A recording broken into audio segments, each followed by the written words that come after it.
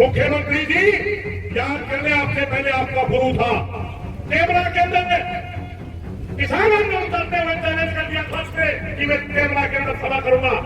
पहला नमक तो छिड़क का इशारा है और दूसरा दिन जगह कोई पाई लग रहे। और मुख्यमंत्री जी खुला चैलेंज है, मैं कहती एक बात कही कि जितन सुनवा फैसला होकर छोड़ा मेरे भाई बंदी गिरफ्तारी करके मेरी हरियाणा में तरफ पैर के करना जगह निकालोगी। ये हमारी इज्जत का सवाल है। याद रहे खड़ा मुख्यमंत्री जी, प्रदेश के अंदर कुर्सी आएगी जाएगी। हमारी लाशों के ऊपर इनमें जाति दिखती है, हमारी लाशों के ऊपर इन्होंने धर्म दिखता है और हमारी लाशों के ऊपर ही हमारा बंटवारा करके ये वोट बैंक सकते। इसलिए तिरंगा हमारा राष्ट्रीय झंडा है। 15 अगस्त हमारा त्योहार जैसा दिन है, मगर भाई जिसके घर जुबान बात पड़ी है उसने भी त्योहार मनाने की फुर्सत हो जाती है। बहुत से साथी जो समझे होंगे कि मुख्यमंत्री सीमित झंडा फहराना है, उसको पंचायतें टारगेट क्यों कर रही है? ये तो राष्ट्रीय पर्व है, तिरंगा हमारा राष्ट्रीय ध्वज है। मैं उन बातों के ऊपर 2-1 मिनट कहना चाहूंगा। हाँ, तिरंगा हमारा राष्ट्रीय झंडा है। 15 अगस्त हमारा त्योहार जैसा दिन है, मगर भाई जिसके घर जुबान लाश पड़ी है उसने भी त्योहार मनाने की फुर्सत तो याद रखिए। हमारा लाश पड़ी है लाश, और हमारे से बड़ा कोई राष्ट्रवादी नहीं है। किसान के घर में अगर 2 बेटे पैदा होते हैं, एक सीमा पे सुरक्षा देता है और एक खेत में अन्न पैदा करके जनता का पेट रखता है। मुख्यमंत्री जी याद कर ले, आपसे पहले आपका गुरु था कैमरा के अंदर किसान आंदोलन करते हुए चैलेंज कर दिया फर्स्ट पे कि मैं कैमरा के अंदर सभा करूंगा। इसी किसान समाज ने कहा था कि हमारी मांगे पेंडिंग है, हमारी सुनाई नहीं हो रही, हम आपको कैमरा में न्यू उतरने देंगे। आपने मेरा कोई नहीं उतर दिया था ना। आज हमारी लाश गड़ा पड़ी, दाह संस्कार नहीं हो रहा।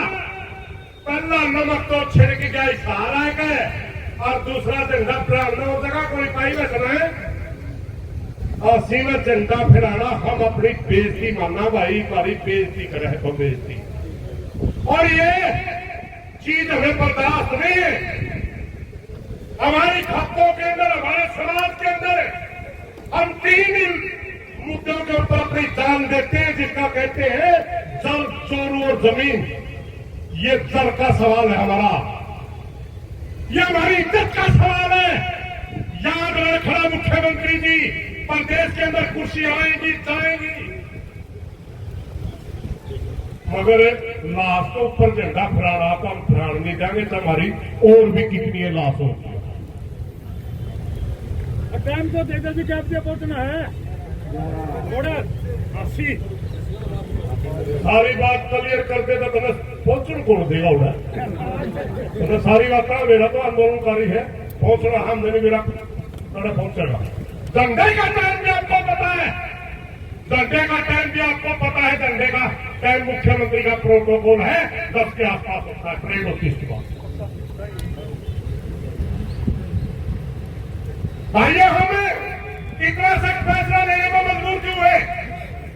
जब भारतवर्ष के अंदर 15 अगस्त को जिसमें 2 लाख से भी 7 लाख से भी 32,000 लोग और कुर्बानी देकर के देश आजाद कर रहा था, आज हम महसूस कर रहे हैं कि देश के अंदर आजादी नहीं है। चंद मुद्दों में ये सत्ता के ऊपर काबिज होकर के बैठ के और हमारी लाशों के ऊपर भी राजनीति करते हैं। हमारी लाशों के ऊपर इन्होंने जाति दिखती है, हमारी लाशों के ऊपर इन्होंने धर्म दिखता है और हमारी लाशों के ऊपर ही हमारा बंटवारा करके ये वोट बैंक सकते।